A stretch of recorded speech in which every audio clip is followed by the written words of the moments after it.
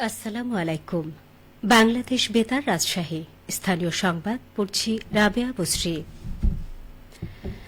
অসাম্প্রদায়িক দার্শনিক কবি রবীন্দ্রনাথ ঠাকুর বাঙালি সাহিত্যকে বিশ্বের দরবারে নিয়ে গেছে বলে মন্তব্য করেছেন স্থানীয় সরকার, পল্লী উন্নয়ন ও সমবায় মন্ত্রী মির্জা ফখরুল ইসলাম আলমগীর।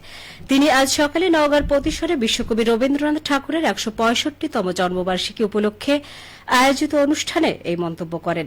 তিনি বলেন, সাহিত্যের সর্বক্ষেত্রে বিশ্বকবি রবীন্দ্রনাথের বিচরণ ছিল দৃঢ়। সারা জীবন পড়লেও তার যথাযথ আবিষ্কার করা সম্ভব হবে না। কবিকে অসাম্প্রদায়িক উল্লেখ করে মির্জা ফখরুল ইসলাম আলমগীর বলেন যে বিশেষ গোষ্ঠী রবীন্দ্রনাথকে সাম্প্রদায়িক হিসেবে চিহ্নিত করার চেষ্টা করেন, তাদের জ্ঞানের অভাব রয়েছে। কবি ছিলেন একজন দার্শনিক। তিনি আরও বলেন, বিশ্বকবি রবীন্দ্রনাথ ঠাকুর এই পতিস্বরে কৃষকদের উন্নয়নে কৃষি ব্যাংকের কার্যক্রম চালু করেছিলেন, উন্নত যান্ত্রিক কৃষি ব্যবস্থা চালু করেছিলেন।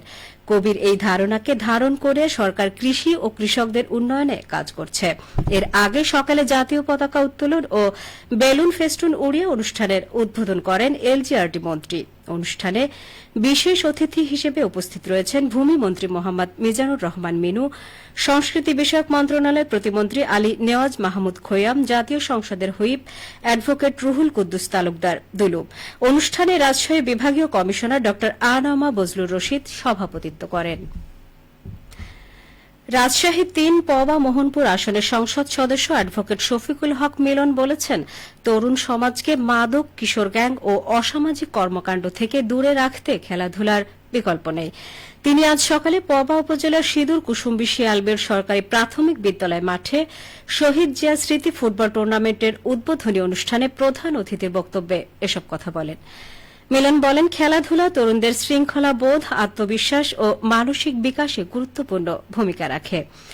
মাঠমুখী তরুণরা সাধারণত অপরাধ ও নেতিবাচক কর্মকাণ্ড থেকে দূরে থাকে।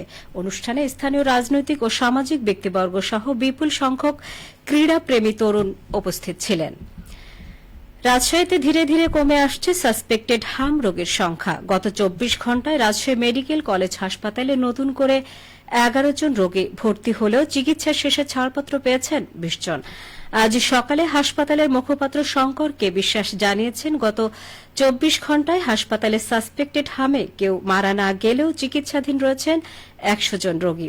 তিনি জানান, এখন পর্যন্ত সাসপেক্টেড হামে রামেক হাসপাতালে চিকিৎসা নিয়েছেন মোট ৯৫৯ জন রোগী। হাম সন্দেহে হাসপাতালে মৃত্যু হয়েছে ৫৫ জনের। সিরাজগঞ্জের রায়গঞ্জে নিমগাছি এলাকায় সমাজভিত্তিক মৎস্য ব্যবস্থাপনা সম্পদ শীর্ষক প্রকল্পের আওতায় সুফলভোগীদের মাঝে মৎস্য চাষের উপকরণ বিতরণ করা হয়েছে। গতকাল নিমগাছি এলাকায় সমাজভিত্তিক মৎস্য সম্পদ ব্যবস্থাপনা শীর্ষক প্রকল্পের প্রকল্প পরিচালকের দপ্তরের পক্ষ থেকে উপকরণগুলো বিতরণ করা হয়।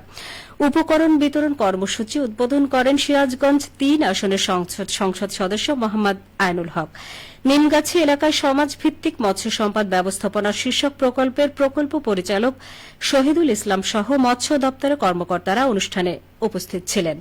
এ সময় ৭০ জন সুফলভোগীকে অ্যারেটর মেশিন, কিট বক্স ও ইনসুলেটেড ফিশ বক্স প্রদান করা হয়। নাটোরে অনুষ্ঠিত নতুন কুড়ি স্পোর্টস এর বালক ও বালিকা পর্যায়ে আজ ৪টি সাঁতার প্রতিযোগিতা অনুষ্ঠিত হয়েছে। একক ইভেন্টে মুক্ত সাঁতার, চিত সাঁতার, প্রজাপতি সাঁতার এবং বুক সাঁতার প্রতিযোগিতা অনুষ্ঠিত হয়। জেলা ক্রীড়া অফিসার রাকিবুল হাসান এসামি জানান, শহরের ফুলবাগান হেলিপ্যাড মাঠ সংলগ্ন পুকুরে সাঁতারের প্রতিযোগিতা অনুষ্ঠিত হয়েছে। রাজশাহীতে গত ১০ বছরে ভুট্টার উৎপাদন বৃদ্ধি পেয়েছে ১,২৮,৫১৭ মেট্রিক টন। এই সময়ের মধ্যে নতুন করে আবাদের আওতায় এসেছে আরও ৭,৫৬০ হেক্টর জমি। রাজশাহী জেলা কৃষি সম্প্রসারণ অধিদপ্তরে দেয়া ২০১৫ থেকে ২০২৫ সাল পর্যন্ত প্রতিবেদনে এই তথ্য জানা গেছে।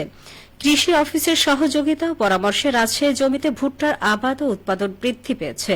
২০১৫ সালে যেখানে ১৫,৭৮৫ হেক্টর জমিতে ভুট্টার ফলন ছিল ৯৬,৬৬৭ মেট্রিক টন, ১০ বছর পর ২০২৫ সালে ২৩,৩৪৫ হেক্টর জমিতে উৎপাদন হয়েছে ২,২৫,১৮৪ মেট্রিক টন।